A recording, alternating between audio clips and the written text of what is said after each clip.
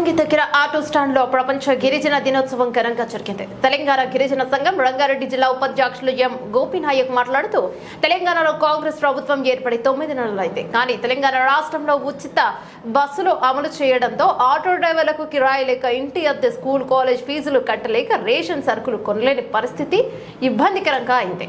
కాంగ్రెస్ ప్రభుత్వం ఆటో డ్రైవర్లకు సంవత్సరానికి 12,000 రూపాయలు ఇచ్చి ఆదుకుంటామని హామీ ఇచ్చి మరిచిపోయారని రాష్ట్ర ప్రభుత్వానికి గుర్తు చేశారు. రాష్ట్ర ప్రభుత్వం ఆటో డ్రైవర్లకు సబ్సిడీ ఆటోలు ఇవ్వాలన్నారు.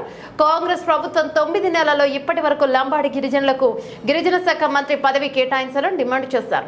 ఐక్య ఉద్యమాల ద్వారానే గిరిజన హక్కులను కాపాడతాయని ఆయన తెలిపారు.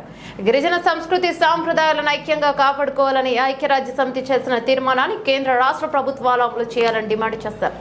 కార్యక్రమంలో ఎల్బీనగర్ గిరిజన సంఘం నాయకులు అంగోత్ శ్రీను, రామవతి రాములు, నాయక్ పాండు, నాయక్ జైపాల్, నాయక్ మంగ్య శంకరయ్య, అనిల్, హన్మా నాయక్ తదితరులు పాల్గొన్నారు.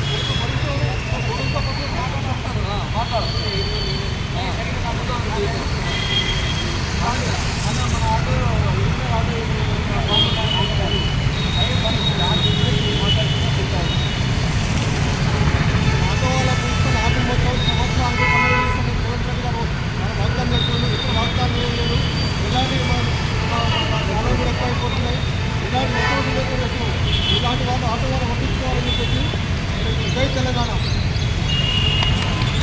చెప్పు